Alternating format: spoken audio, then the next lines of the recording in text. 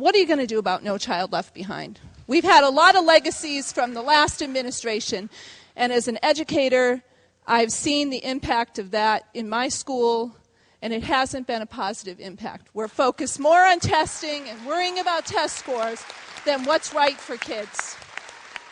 And the second is, what are you going to do to help my students who want to be teachers, who want to make a difference in this world, be able to afford a college education and not be saddled with so much debt that they're working, as many teachers in Nashua are, 2 jobs to make ends meet, to pay their student loans?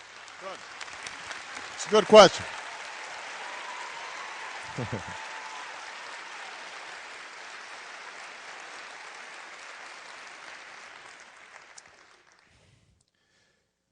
The short-term proposals that I put forward are designed to accelerate job growth, that inspire a company that's right on the brink of hiring, but it's still kind of uncertain. Should I make that investment? Should I bring in somebody onto the workforce? Well, maybe if I get a $5,000 credit, or maybe if I can get a loan from SBA, I'm going to go ahead and take the plunge. So we're trying to induce hiring to start a little quicker than it's taken place so far. But long term, the question you ask is the most vital one for how our economy performs. Look, this is a very straightforward proposition here. Countries that have a highly skilled workforce, that innovate, that excel in science and technology, are going to dominate the future. And countries that don't are going to see over time their standard of living decline. It's pretty straightforward. If we're the country that's innovating and creating new products and at the high end of the product chain, then everybody here is going to have enormous opportunity. And if we're not, we don't. So, what does that mean? On the education front, our elementary schools, our secondary schools, have been slipping. We used to have the best. Now we have pockets of the best, and then we have mediocrity, and then we have some schools that are just terrible. We've got to make sure every child is getting a good, solid education. And what that means is, it means we continue to invest in early childhood education, which my budget does. It means so that our kids are prepared when they start school. It means that we help schools with just their basic budgets. And as I said, the Recovery Act prevented a lot of layoffs and really patched holes in a lot of school budgets. It's not sexy. It doesn't get a lot of credit, but it made a huge difference. We've got to make sure, though, also that the single most important factor in a elementary and secondary school education is fulfilled, and that is we've got excellent teachers in the classroom who are getting paid a good salary and are getting the support that they need. Now,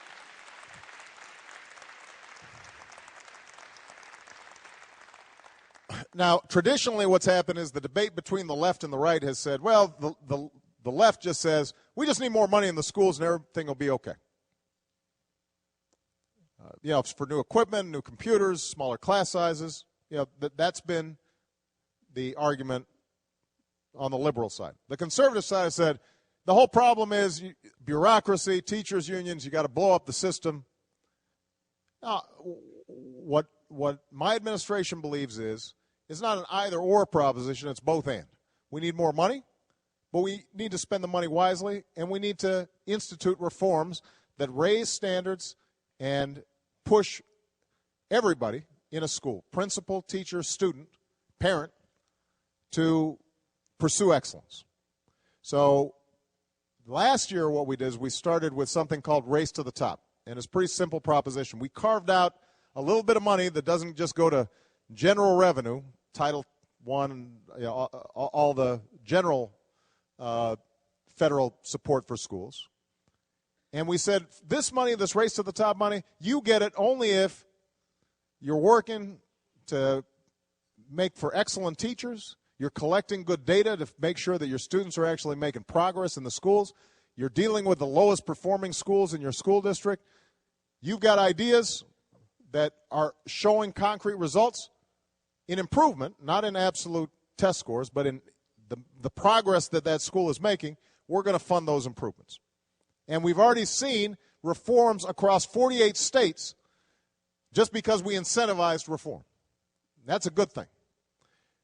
This year is when reauthorization for what's called No Child Behind would be coming up as part of the broader education legislation that's up for reauthorization. And what we're saying there is, on the one hand, we don't want teachers just teaching to the test. On the other hand, we also want to keep high standards for our kids. And I think the best way to do that is to combine high standards, measurable outcomes, but have an assessment system that you work with teachers on so that it's not just a matter of who's filling out a bubble. And you're also taking into account where do kids start, because not every kid's going to start at the same place. So you want to see where do they end up at the end of the year.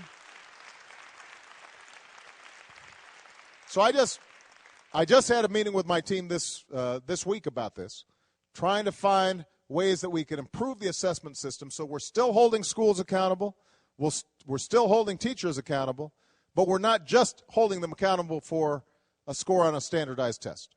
But we have a richer way of assessing whether these schools are making progress. All right, so that's the answer to the No Child Left Behind. On the college front, here's the deal. We've already increased Pell Grants, and we want to increase them again. We've already increased both the size of each grant that's permissible, but also the number of grants available so more students can get to them. The next step, and this is legislation that's pending that we are strongly supportive of, and I think our entire congressional delegation from New Hampshire is strongly supportive of.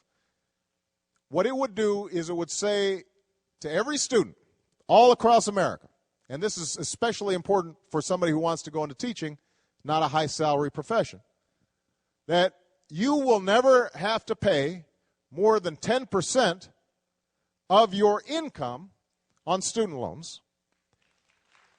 And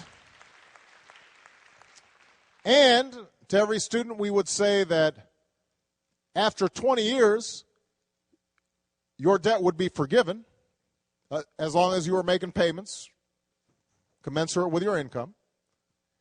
But if you went into public service, we would forgive those student loans after 10 years.